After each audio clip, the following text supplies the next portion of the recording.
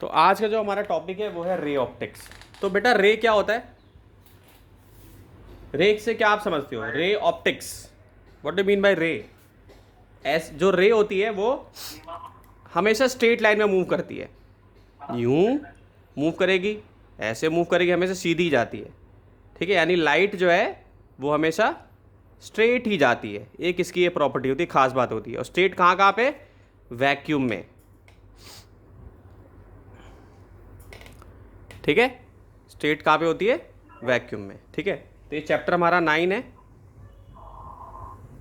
Chapter 9 part 1। ठीक है,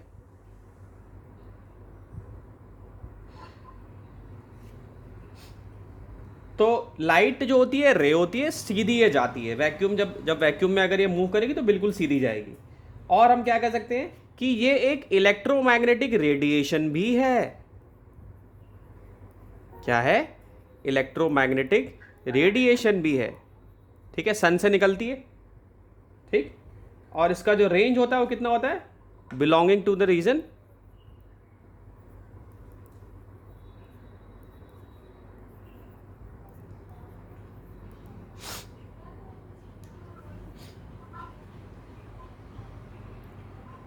of wavelength 450 nanometer,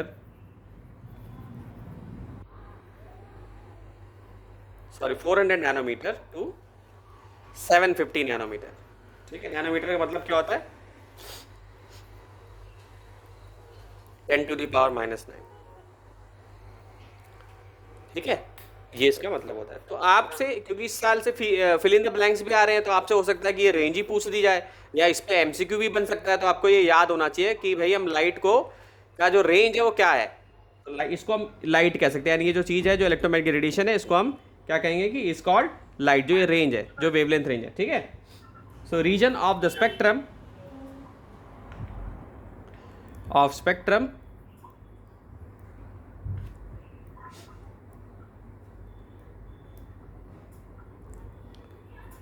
ठीक, और इसका जो रेंज है, वेवलेंथ है, वो कहाँ से कहाँ तक है? वेवलेंथ क्या होती है? लैम्डा होती है। लैम्डा इक्वल टू क्या होता है? फॉर्मूला H/mv होता है। ये पुराना है, आपने केमिस्ट्री में भी पढ़ा होगा।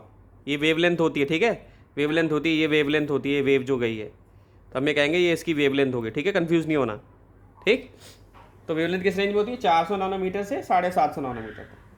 ठीक, फिर लाइट की स्पीड बहुत ज़्यादा होती है। भाई कितनी ज़्यादा होती है? 3 लाख किलोमीटर 1 सेकंड में जाती है। बहुत ज़्यादा स्पीड होती है। सोचो अगर इस स्पीड से हम, अगर हमारे पास कोई टेक्नोलॉजी आ जाए तो शायद टाइम ट्रैवल पॉसिबल हो।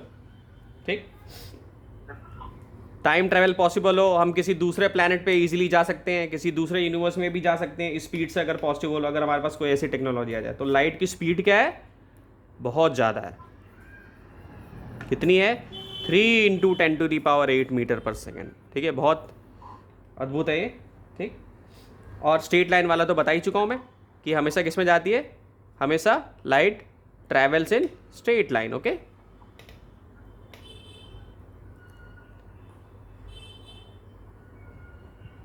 ये भी इसकी खास बात है। ठीक, सबसे ज़्यादा हाइस्ट कहाँ से होती है? ये वैक्यूम में होती है। ठीक है, तो अब लाइट के ऊपर भी क्या है कि ऑनगोइंग अभी रिसर्चें हो रही होती हैं, और उन रिसर्चों में नई नई बातें हमें पता चलती हैं। पुरानी बातों को हम हटा देते हैं और नई बातों से हम आगे चलते हैं। ठीक, तो लाइट का जो एक कॉन्सेप्ट है कि लाइट वेव भी है, पार्टिकल भी है। यानी हम इसको कह सकते हैं वेव पार्टिकल डुअलिटी शो करती है। ये क्या शो करती है? Wave particle duality. ठीक है, लाइट एक वेव भी है और पार्टिकल की तरह दोनों ही चीज़ें हैं, यानी एक इंसान और उसके दो दो रूप। ठीक है, इतना समझ में आया? अब एनसीईआरटी में पेज 310 पे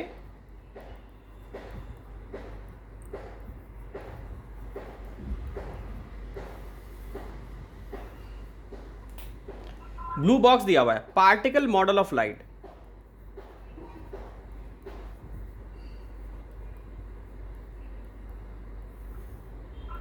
ठीक, तो इसको आप चाहें तो पढ़ सकते हैं। तो जो लाइट के बारे में जो सोचना शुरू किया, तो एक फिलोसोफर थे और मैथमेटिशियन भी थे, रेनी डिस्कार्टिस जिनका नाम था। डिस्कार्टिस जो थे वो एक साइंटिस्ट थे, फिलोसोफर थे अपने उस जमाने में। तो वो लाइट के बारे में सोचते थे। बहुत सारे लोगों ने सोचा, गैलीलियो ने भी सोचा, और बहुत सारे ऐसे भी जिनका नाम हमें नहीं पता। पुराने ज़माने से इंसान जो है बहुत ही क्यूरियस है, वो सोचता रहता है कि भाई हमारे आसपास की चीज़ें क्या है, मतलब कॉन्टम्पलेट करता रहता है हमेशा नेचर को जो है। ठीक, तो ये पार्टिकल मॉडल ऑफ लाइट जो है बहुत कुछ चेंज हुआ है इसमें। जैसे अभी आप आगे आने वाले चैप्टरों में जो पढ़ोगे कॉन्सेप्ट, जो वेव नेचर के बारे में, जो आप वेव फ्रंट के बारे में पढ़ोगे, तो उसमें आपको देखोगे कि कुछ ना कुछ थ्योरी में थोड़ी बहुत कमी है। ठीक है, तो साइंस में ना कभी भी परमानेंट और फाइनल नहीं होता, साइंस में हमेशा ऑनगोइंग होता है। मतलब हो सकता है कि आज हम इस सदी में हैं, 2020 में है, हो सकता है कि अगर मान लो 2120 में जाएं तो उस समय तक की साइंस में काफ़ी बदलाव आ जाए। क्यों? क्योंकि जैसे जैसे हमारा नज़रिया बदलता जाता है, जैसे जैसे हमारी जो एब्स्ट्रैक्ट थिंकिंग चेंज होती जाती है, उस तरीके से फिर हम अपने साइंस के लॉज को मॉडिफाई करते जाते हैं। जैसे एक सिंपल एग्जांपल देता हूँ, ग्रेविटी के बारे में आप पढ़ते हो, तो न्यूटन ने जो ग्रेविटी के बारे में बताया, आइंस्टाइन ने उससे थोड़ा अलग बताया। ठीक है, एल्बर्ट आइंस्टाइन ने उससे थोड़ा, उन्होंने बोला टाइम और स्पेस को बेंड करता है। ग्रेविटी, टाइम और स्पेस, जो टाइम और स्पेस है उसमें बेंड होती है ग्रेविटी जो है, तो उन्होंने अलग थ्योरी बताई ग्रेविटी की। ठीक है, तो अब देखो ये चेंज हुआ ना, इतने सालों में चेंज हुआ, न्यूटन के बाद आइंस्टाइन ने, इसके बाद और लोगों ने चेंज किया। तो इस तरीके से साइंस में ऑनगोइंग हर वक्त जो है एनालिसिस चलता रहता है, और उस एनालिसिस में जो सबसे परफेक्ट और सही बात होती है, जो उस टाइम पे करंटली फिट बैठती है, उसको हम मान लेते हैं। ठीक है, तो यानी कि अब ये आप सोच रहे होगे कि सर यानी कि हम तो थोड़ा बहुत गलत भी पढ़ रहे हैं। हाँ बेटा, गलत भी पढ़ रहे हैं, थोड़ा बहुत हम हिस्ट्री के बारे में भी पढ़ रहे हैं कि भाई कैसे सोचा, कैसे उन्होंने यहाँ तक पहुँचे। ठीक, लेकिन अभी तक का बेस्ट नॉलेज जो है वो हम पढ़ेंगे। ठीक है, तो इसमें जो सबसे पहला टॉपिक है, ये 10th क्लास वाला ही है। 10th क्लास वाले में भी आप लोगों ने लाइट के बारे में पढ़ा होगा, 8th में भी लाइट के बारे में पढ़ा होगा। तो सबसे पहला जो है reflection of light by spherical mirror. ठीक है, टॉपिक का नाम है reflection of light by spherical mirror. Okay,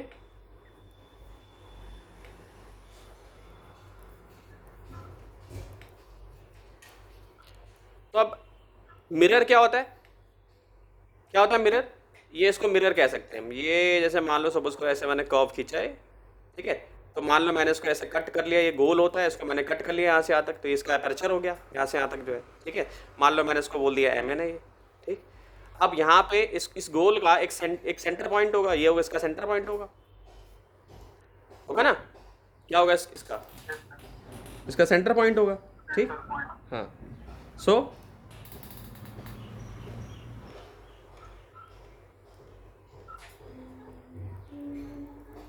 ये क्या हो जाएगा? सेंटर ऑफ कर्वेचर हो जाएगा। सी को क्या बोलूंगा मैं?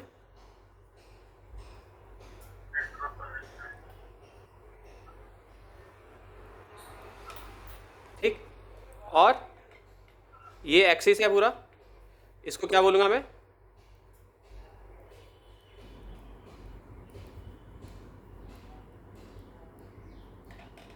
प्रिंसिपल एक्सिस बोलूंगा। ठीक है, तो अगर सपोज करो लाइट यहां से आ रही है, यूं बेंड होगी,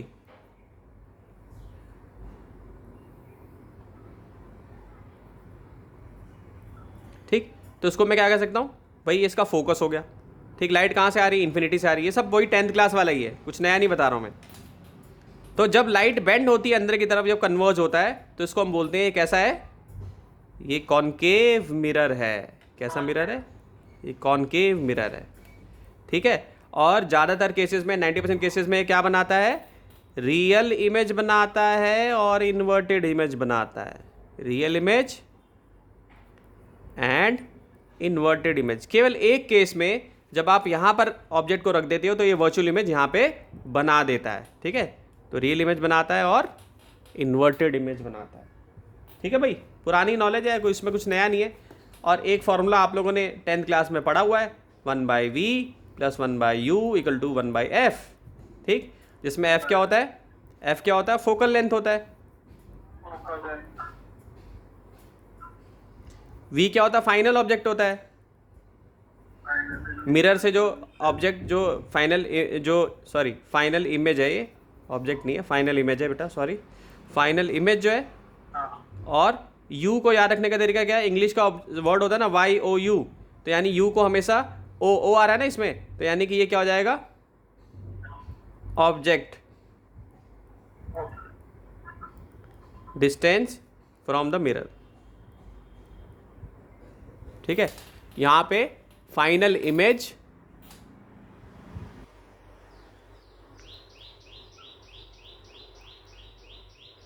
फ्रॉम द मिरर। ठीक है, तो ये कॉनकेव होता है, ऐसे ही इसमें क्या होता है, एक कॉन्वेक्स होता है। ठीक है बेटा, इसको बना लो जल्दी से फटाफट।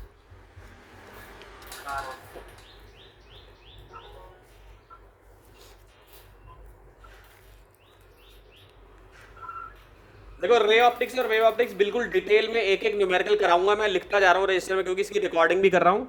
बिल्कुल डिटेल में पढ़ाऊंगा तुम्हें, एक टॉपिक पढ़ाऊंगा, फिर उससे रिलेटेड न्यूमेरिकल कराऊंगा, टॉपिक पढ़ाऊंगा, न्यूमेरिकल कराऊंगा, ऐसे करते करते भले मेरे को 2 महीना 2.5 महीना लग जाए इसमें, लेकिन ये मैं डिटेल में कराने वाला हूँ। क्यों कराने वाला हूँ, क्योंकि 14-15 नंबर का तो यही आएगा।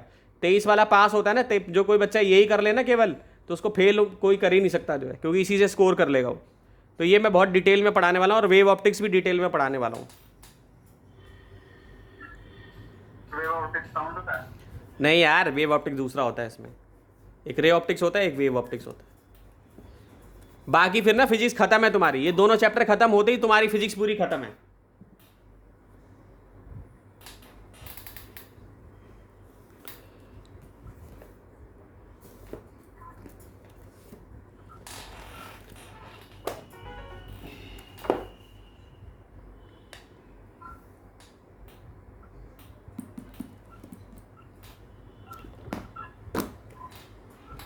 बना लो जल्दी से फटाफट, बना लिया, तो क्वेश्चन भी कराऊँ।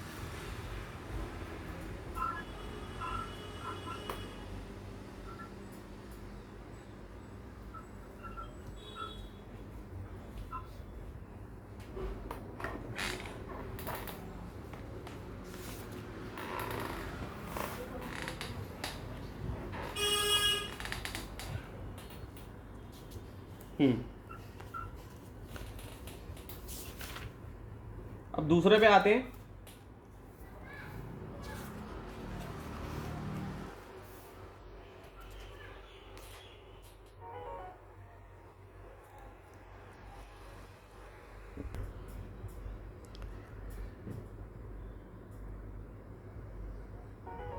तो ये centre of curvature, radius of curvature था, आर तुम्हारा किसके इक्वल होता है, 2f के इक्वल होता है। ये कॉन्वेक्स मिरर है हमारा, ठीक है, ये हमारा सेंटर ऑफ कर्वेचर है, ये हमारा इनिशियल वेलोसिटी है, सॉरी इनिशियल वेलोसिटी नहीं, इनिशियल ऑब्जेक्ट का जो डिस्टेंस है मिरर से वो है ये। ठीक है, ऑब्जेक्ट का डिस्टेंस है यहाँ से मिरर से। ठीक, मैग्नीफिकेशन का फॉर्मूला -v/u होता है, और ये क्या होता है, height of the image upon height of the object. याद रखने का तरीका, बिल्ली कैसे बोलती है, म्याऊं, तो आई पहले आ रहा है, यानी कि इमेज ऊपर आएगी, ऑब्जेक्ट नीचे आएगा, इससे तुम्हें याद रहेगा। बहुत बच्चों को ऑब्जेक्ट ऊपर लिख देते हैं, इमेज नीचे लिख देते हैं। ठीक, और उसके बाद मैंने डायग्राम क्या बनाया, रिफ्लेक्शन का। ये सिंपल डायग्राम है कि लाइट यार ये इंसिडेंट रे है, ये रिफ्लेक्टेड रे, ये सब आपने छोटी क्लासेस में पढ़ा हुआ है। ठीक है, ये इंसिडेंट रे है, ये आपका रिफ्लेक्टेड रे है। ठीक, फिर ये एक बहुत अच्छा डायग्राम मैंने दिया है कि इंसिडेंट रे, रिफ्लेक्टेड रे यहाँ पर हो रहा है, ये रिफ्रैक्टेड रे यानी यहाँ रिफ्रैक्शन हो रहा है। फिर मैंने एक एग्जाम्पल दिया कि मान लो आप एक नींबू पानी बेचने वाले को देखते होगे, तो वो नींबू पानी जो बेचता है वो अपने जो नींबू है पानी के अंदर डिबो के रखता है, तो इसका नींबू का साइज जो होता है वो बिग लगता है, हमें बहुत बड़ा सा लगता है, तो यहाँ पे रिफ्रैक्शन हो रहा है। ठीक है, ये इसका यहाँ पे एक अच्छा एग्जाम्पल हो गया। और लेज़र लाइट से जो बच्चे खेलते हैं, लेज़र लाइट शाइन करते हैं, यहाँ से रिफ्लेक्ट होकर इधर आती है। ठीक, या घड़ी जो चमकती है, अगर धूप में आप जाओ तो घड़ी का जो डायल होता है वो भी चमकता है। अगर आप घड़ी के डायल को ऐसे वो कराओ तो आप देखोगे कि इधर से आ रही लाइट, इधर की तरफ बेंड हो रही है, तो वो रिफ्लेक्शन हो गया। समझ गए? ये फॉर्मूला हमने पढ़ा हुआ है सबने।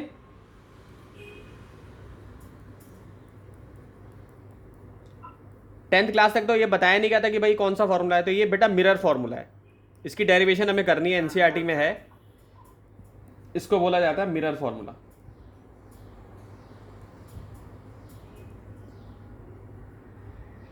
ठीक, तो कुछ साइन कन्वेंशन आप लोगों को याद रखना है कि सपोज करो कि मान लो ये वाला हमारे पास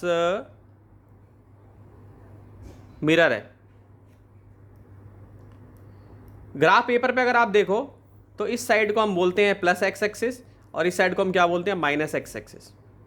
ठीक है, इस साइड को हम क्या बोलते हैं, प्लस एक्स एक्सिस, और इस साइड को हम क्या बोलते हैं, माइनस एक्स एक्सिस। ठीक। तो अगर मान लो सपोज करो कि वी भी यहीं पर है तो क्या लोगे?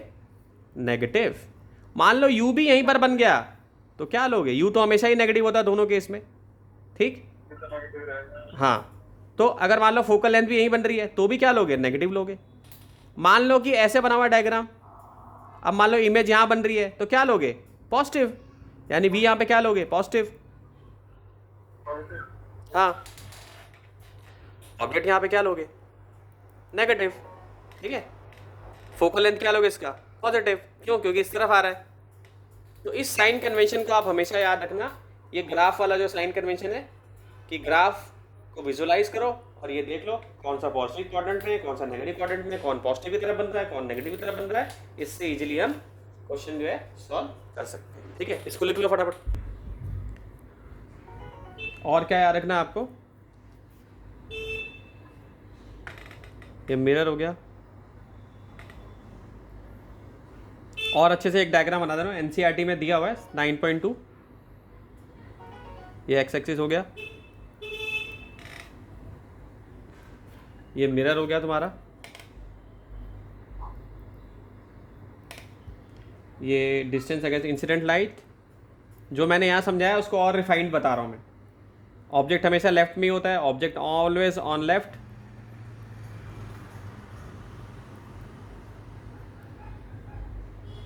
ये इंसिडेंट लाइट,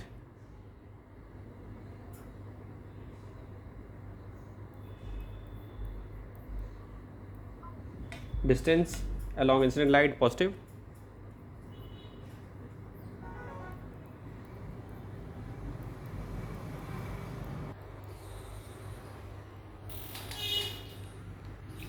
positive,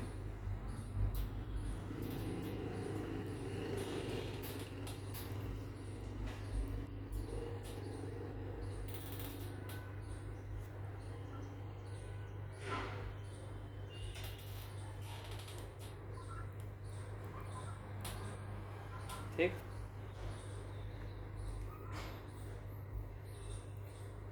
ये डिस्टेंस अगेंस्ट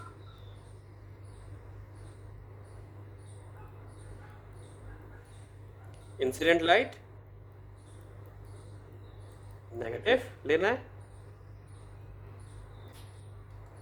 ठीक। मतलब कि अब देखो जो मैंने यहाँ बताया ना, यहाँ पे सेम वही चीज है, लेकिन अब एरो से देखो, एरो यहाँ की तरफ मिल गई हमें, ठीक। मतलब क्या लेना है हमें? किस क्वाड्रेंट में जा रहा है भाई? इस तरफ जा रहा है तो माइनस एक्स एक्सिस ले लोगे, ठीक। अब आते हैं हाइट की बात कर लेते हैं। तो देखो हाइट की अगर हम बात करें तो मान लो ये हमारी हाइट है, मान लो ये 5 आई है, 5 सेंटीमीटर है मान लो, ठीक। तो ग्राफ पे अगर आप इसको देखोगे, इसको कलर्ड पेन से बना देता हूँ मैं। ये ग्राफ पे अगर आप देखोगे तो ये कौन सा एक्सिस है? वाई एक्सिस पॉजिटिव में होता है। इसका मतलब ये आपको क्या लेना है? पॉजिटिव लेना है। यानी कि ये जो 5 सेंटीमीटर आपका लिया है आपने, ये हाइट आपको 5 सेंटीमीटर लेनी है, ठीक है। ऑब्जेक्ट ऑब्वियसली ऑब्जेक्ट है तो ये ऑब्जेक्ट हो गया। ऑब्जेक्ट की हाइट आपको क्या लेनी है इस केस में? पॉजिटिव, ठीक है स्टूडेंट। ऑब्जेक्ट की हाइट क्या लेनी है हमें? पॉजिटिव, ठीक। अगर मान लो यहां की तरफ मिलता है हमें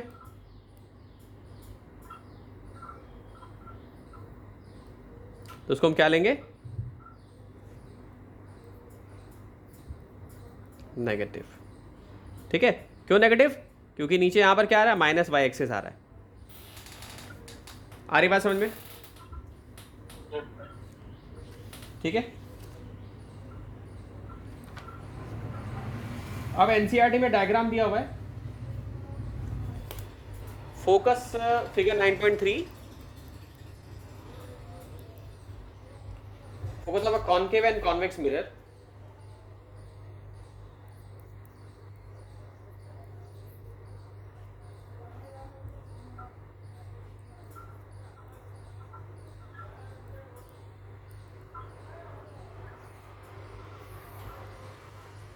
तो इसमें देखो दो डायग्राम तो मैंने शुरू में ही बता दिए तुमको। ये वाले जो है ये बता दिए तुम्हें, यहाँ पे एक पहला बता दिया था, दूसरा ये भी बता दिया तुम्हें मैंने। एक डायग्राम और दिया हुआ है। तो देखो बोर्ड में ना क्वेश्चन आ सकते हैं तुमको इससे, कैसे क्वेश्चन आ जाएगा, जैसे जो फिगर सी है इस पे क्वेश्चन कैसे आ जाएगा, ये बना हुआ दे देंगे तुमको, ऐसे ऐसे बना हुआ दे देंगे, और ये आपका सेंटर ऑफ कर्वेचर है और यहाँ पे आपका फोकस दे देंगे जो है, ठीक। और एक लाइन आपको ऐसे करके यहाँ पे एरो दिखा देंगे, ये यूं करके एरो दे देंगे, ऐसे करके एक एरो दे देंगे यूं, और यूं दे देंगे एरो। फिर बोलेंगे कि बाकी का ट्रेस करके बताओ आप। तो बाकी का ट्रेस करके आपको बताना होगा, तो आप क्या करोगे, यहाँ पर क्या दिखाओगे, ऐसे ये आप यहाँ से यहाँ तक दिखा दोगे, एफ ये हो जाएगा आपका, ठीक है, फोकल प्लेन हो जाएगा ये। और एक लाइट और आप दिखाओगे जो आपकी यहाँ से आएगी। बट डायग्राम मेरा एग्जैक्ट नहीं बन पा रहा है, लेकिन बुक से देख के आप लोग बना लोगे।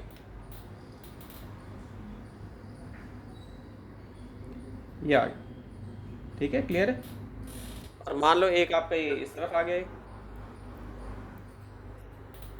ठीक है, ये बना लोगे आप, ठीक, यहाँ से इसको दिखा दोगे आप,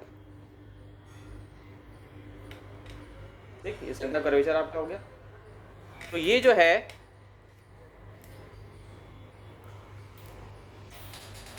इसको फोकल प्लेन बोलेंगे हम।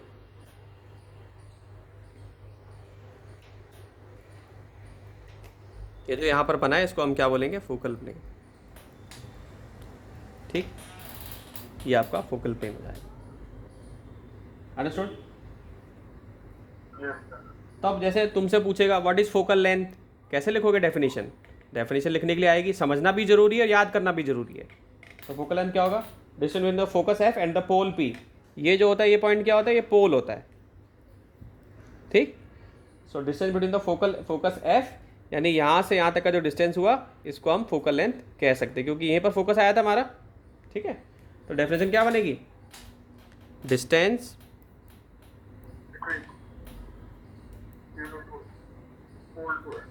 between the focus F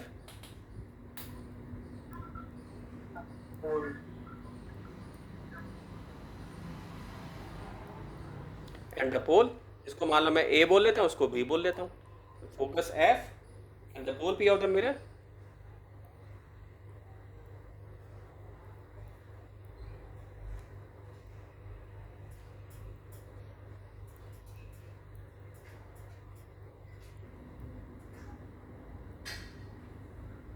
It's called focal length।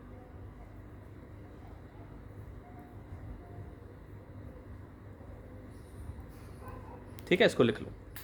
Principal axis मैंने बता दिया, अपर्चर बता दिया आपको मैंने, ठीक।